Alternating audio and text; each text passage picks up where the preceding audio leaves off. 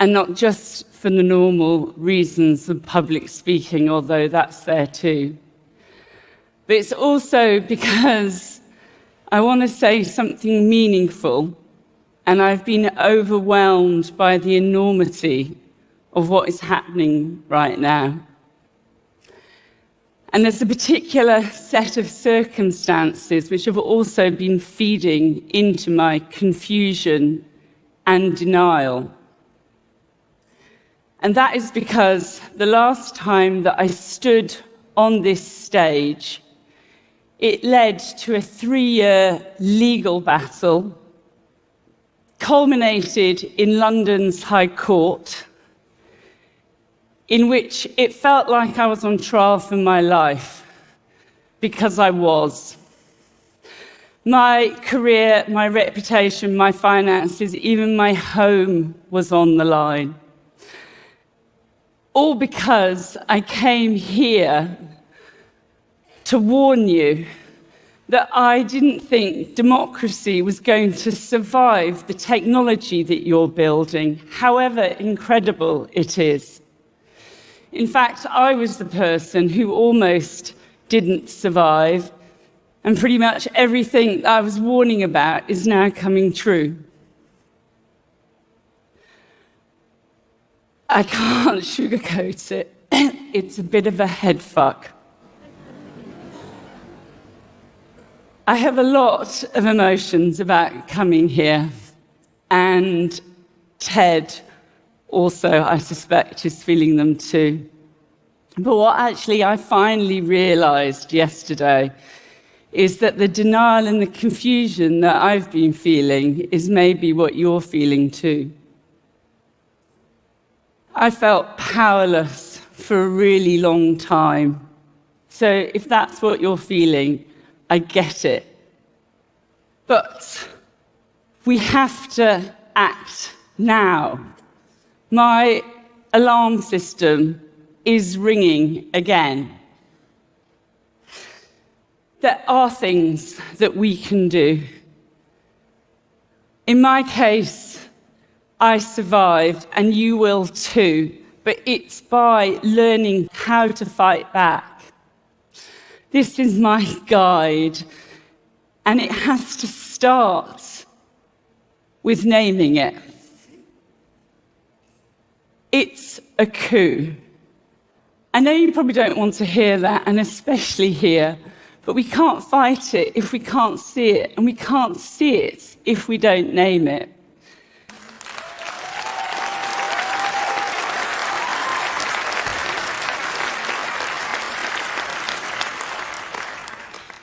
The Russian and American presidents are now speaking the same words.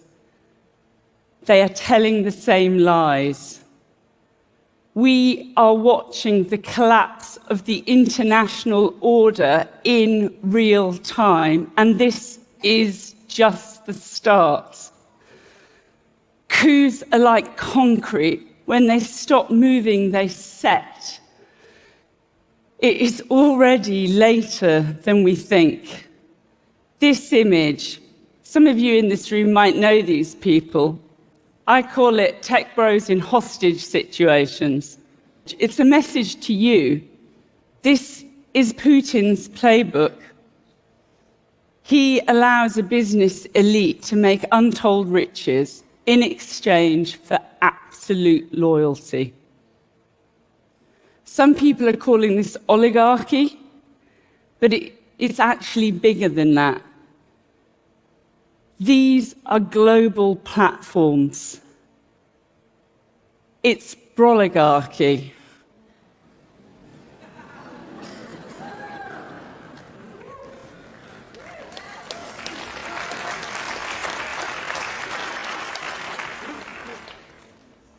There is an alignment of interests that runs through Silicon Valley to what is now a coming autocracy.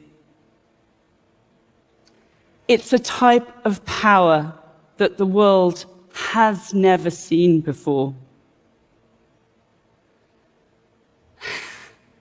It's always the data. It's the crack cocaine of Silicon Valley.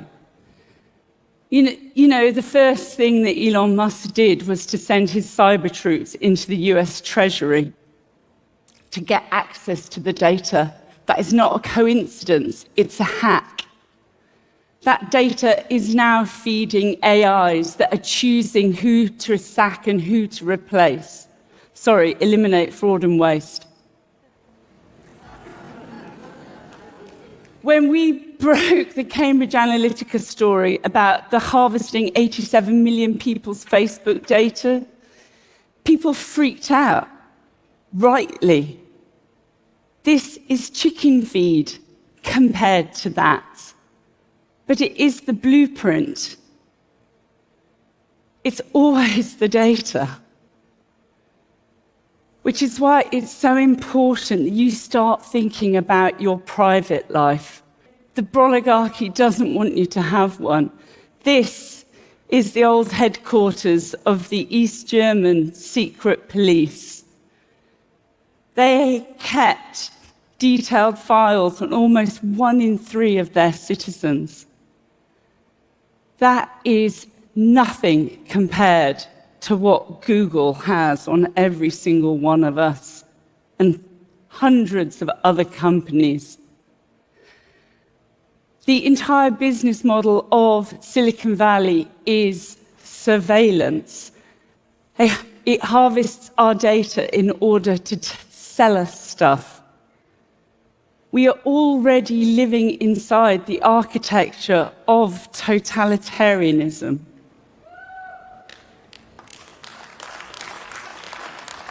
It may not have been deliberate, but we now have to start acting as if we live in East Germany and Instagram is the Stasi. Politics is downstream from culture. So I actually learned this from somebody who I think of as one of the great philosophers of our age, Steve Bannon. He actually stole it from somebody else. But it's not politicians who have the power. He knows that. It's why he's a podcast bro these days. But culture now is just what's next on your phone. And that's AI. Culture is AI now. And forget the killer robots. If you want to know what the first great AI apocalypse is, we're already living it. It's total information collapse. And if you take one thing only away from this talk, it's politics is technology now. And that's why everybody in this room, you can't look away. It's why your CEOs have been taken captive and are paraded on TV like hostages. But you have a choice. So Trump, he calls the press the enemies of the people, and he probably doesn't even know that he's quoting Stalin.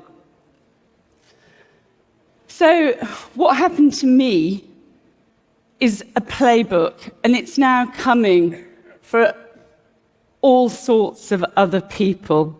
It was actually a friend of this guy who came after me. It's Nigel Farage. It's a Brexit funder. I'm not going to go super into the details. But 19 press freedom organizations called the lawsuit against me a slap. That means it's a strategic litigation against public participation. A really long-winded way of saying it's using law as a weapon to shut people up, not just journalists, but other public people too. And it works. I just wanted to tell you about one aspect of the litigation which I found terrifying, and that was the data harvesting. There's this quote, you may know it, it's Cardinal Richelieu. If you give me 6 lines written by the hand of the most honest of men, I will find something in them in which will hang him. In my case, the first forensic searches of my phone and laptop yielded 40,000 pieces of data. It was my messages, my emails, my voice memos, my personal life.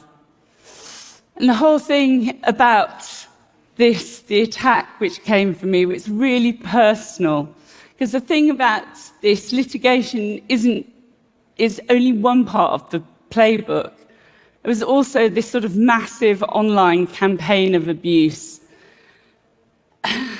which is just day after day, after day, after day.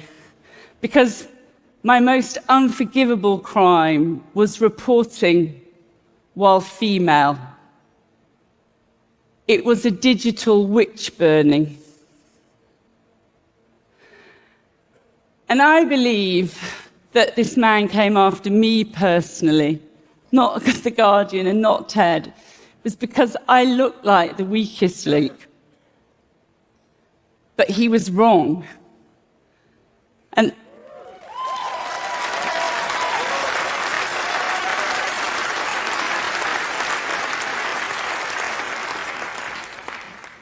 "30,000 people rose up to support me. They contributed almost £1 million to a legal defence fund because they saw a bully trying to crush me and they would not let it stand. And it always makes me emotional when I think about that. I just heard somebody was saying the camera person, I don't know where they are, contributed. This whole talk is actually my gratitude towards everybody who did that. But it's also why I know about what we have to do next. You know, Trump is suing news organizations, and every day they're settling. These are big corporates with corporate interests. Not everybody can stand up to power, but there are people who are doing it, and we can support them. We have to have each other's backs right now, because we are the cavalry now. You know, this is really important to me, but I spoke to a UK libel lawyer before this talk. I want to say that there is an awful lot of facts set down in a High Court judgment, and we're actually taking the case now to the European Court of Human Rights. We're testing the UK on its laws around freedom of expression. So look after facts. You'll miss them when they've gone. This is Wayback Machine. Give them money. They're trying to preserve the internet as it's being deleted day by day.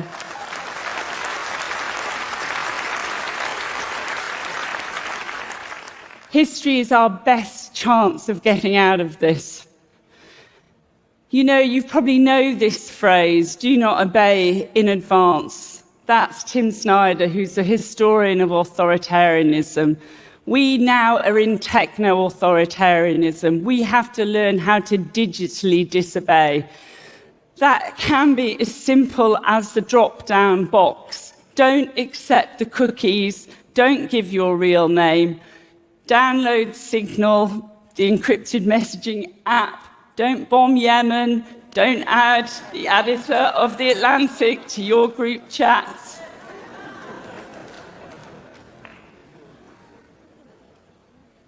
Don't experiment on children. You know, social mores change. We don't send children down coal mines anymore. And in years to come, allowing your child to be data harvested from birth will be considered child abuse. You didn't know, but now you do. Privacy is power. And we have more of it than we think. I had this little epiphany yesterday in which I realized actually the moments when I felt most powerless were the moments that I felt I was actually most powerful. It was because my journalism had impact. They want us to feel powerless. That's the plan. There is so much, though, that we can learn from people who've been through this before.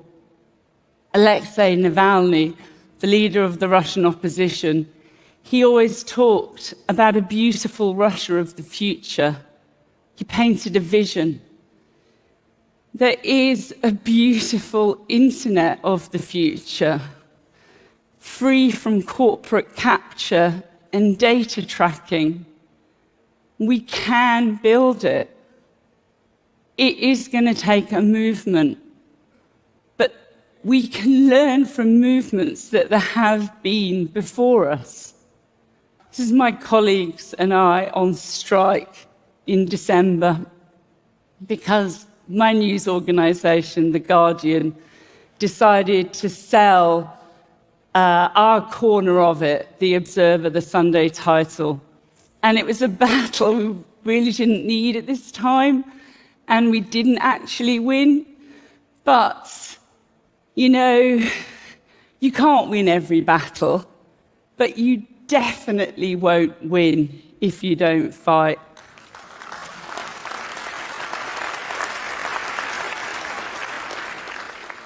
So I want to leave you with this. This is ChatGPT writing a TED Talk in the style of Carole Cadwalladr. And it is creepily plausible. But what it doesn't know, because AI is actually as dumb as a rock, is that I am going to turn to Sam Altman, who is coming here, a TED speaker, and say that this does not belong to you. ChatGPT has been trained on my IP, my labour, my personal data.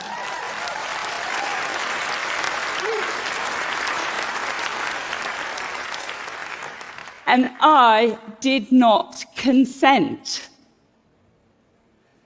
The Guardian has effectively got rid of more than 100 journalists. We actually leave the building next week. And shortly afterwards, it signed a syndication deal with OpenAI. Or as I think of it, it married its rapist. But I do not consent. And while we still have copyright laws in my country, UK government is trying to tear them up at the moment in order to suck up to Silicon Valley and Trump. But while we have them, use them. Because what is happening to my industry is happening to yours too. And it's more than theft. It's a violation. Data rights are human rights.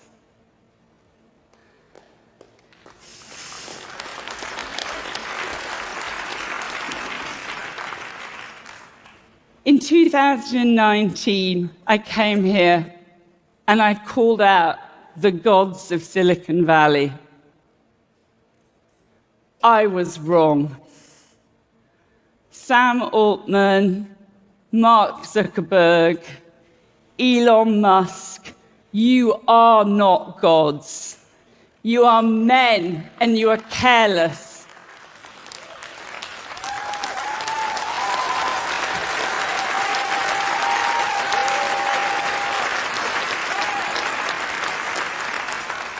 You think that by allying yourself with an autocrat, you will be protected.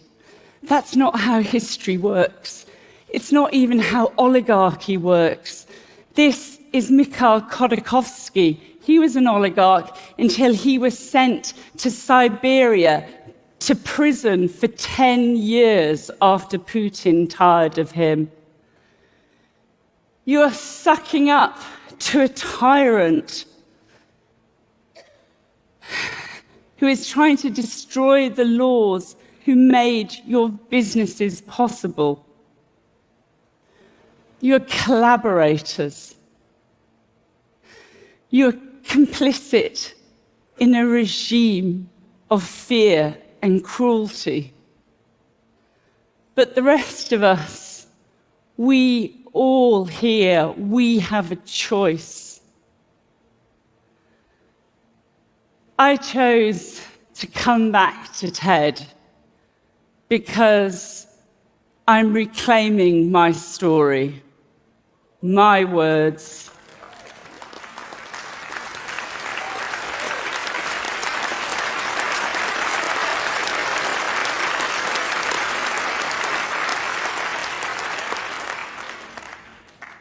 We are not powerless. The 30,000 people who supported me proved that we are not powerless.